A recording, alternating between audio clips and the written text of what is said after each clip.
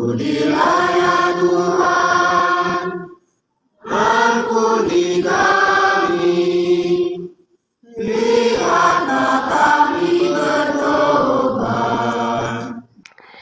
Yesus hanya mendirikan satu gereja. Mengapa teman-teman masih betah tinggal di luar atau berada di luar atau di luar gereja Katolik? Bayangkan ini teman-teman, seorang Raja Agung turun dari surga menjadi manusia.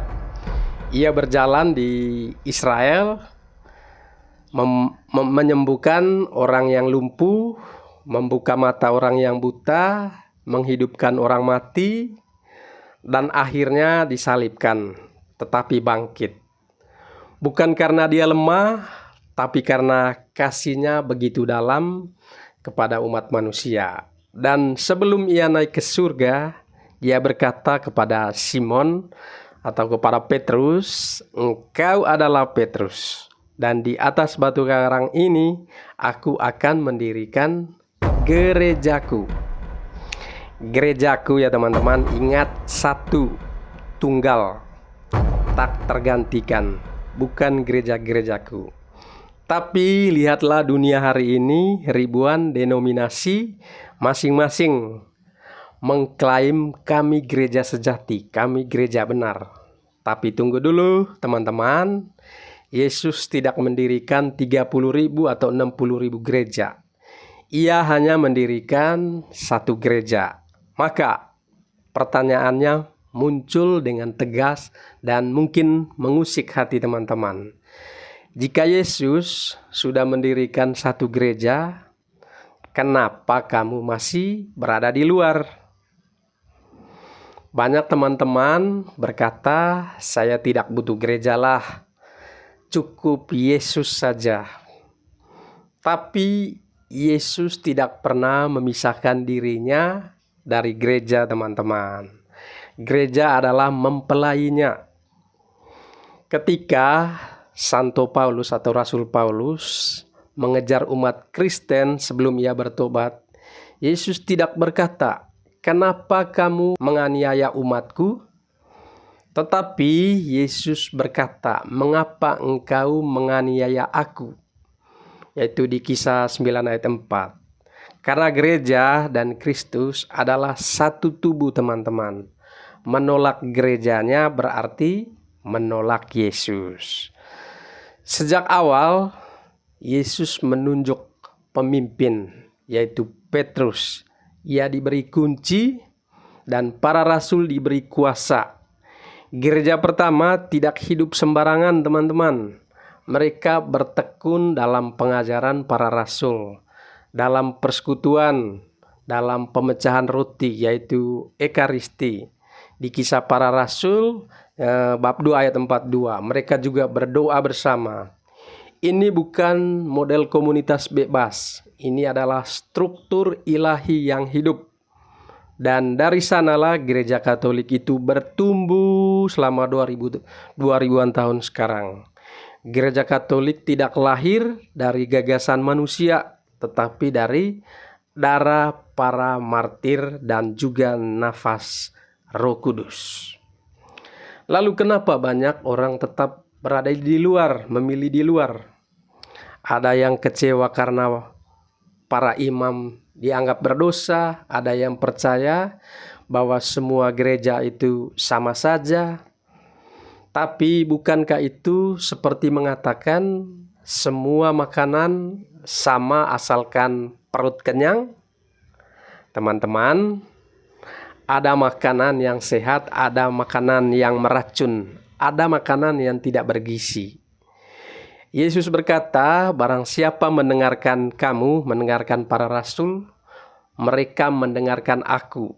Maka jika kita mau mendengarkan Yesus Kristus, kita juga harus mendengarkan gerejanya. Bukan gereja yang kita pilih sesuka hati, tapi gereja yang telah dipilih dan didirikan oleh Yesus Kristus sendiri. Teman-teman sekalian, banyak juga orang berkata, aku mengikuti Roh Kudus. Tapi kan Roh Kudus tidak membingungkan. Roh Kudus tidak membentuk ribuan versi kebenaran. Roh Kudus adalah roh kesatuan, roh kebenaran. Nah, di dalam sejarah teman-teman, hanya satu gereja yang bisa menelusuri garis langsung ke para rasul sebagai soko guru, yaitu gereja Katolik. Bukan karena kita sombong atau merendahkan gereja lain, tapi karena fakta sejarah dan janji Yesus sendiri. Dan karena ia berkata, "Aku akan menyertai kamu sampai kepada akhir zaman." Di Amanat Agung Matius 28 ayat ke-20. Dan pertanyaan saya teman-teman, sekarang kamu berada di mana? Di gereja buatan abad ke-16 atau gereja lokal hasil tafsiran pribadi? Apakah kamu yakin Yesus yang mendirikan semua itu? Atau kamu justru berada di luar sambil berkata, "Yang penting hatiku mengarah kepada Tuhan. Yang penting Yesus." Tapi teman-teman, hati yang benar tidak akan menolak kehendak Tuhan. Betul kan? Dan kehendak Tuhan sangat jelas. Akan ada satu kawanan dan satu gembala. Di Yohanes 10:16 kan sudah tercatat. Nah, jika teman-teman sungguh mencintai Yesus Kristus, kamu tidak akan cukup dengan cinta yang pribadi dan tersembunyi. Pasti kamu akan rindu menyatu dengan tubuhnya, yaitu dengan gerejanya. Karena di dalam gereja ada liturgi, ada sakramen, dan juga itu telah bertahan selama 2000-an tahun. Ingat teman-teman, kebenaran tidak berubah. Gereja Katolik berdiri kokoh sejak abad pertama, dan ia tidak dibentuk karena konflik, tidak didirikan karena pemberontakan, tidak berdasarkan mimpi atau hayalan pribadi. Gereja ini berdiri karena sabda Kristus sendiri yang kita percaya sebagai Tuhan dan Juru Selamat kita. Karena Yesus bilang, "Langit dan bumi akan berlalu, tetapi sabdaku atau perkataanku tidak akan berlalu." Maka teman-temanku sekalian, hari ini saya mengundang teman-teman bukan untuk debat, tapi untuk pulanglah. Jika kamu ingin mengenal Yesus sepenuhnya, masuklah ke dalam gerejanya. Karena di gereja Katolik, disinilah ada tubuh dan darah Kristus di dalam Ekaristi sebagai jantung gereja. Dan disinilah pengampunan dosa diberikan melalui sakramen rekonsiliasi. Disinilah kamu tidak hanya percaya buta, tapi sungguh-sungguh hidup di dalam Kristus. Jadi teman-teman, Yesus tidak mendirikan banyak gereja. Saya ulangi, Yesus hanya mendirikan satu.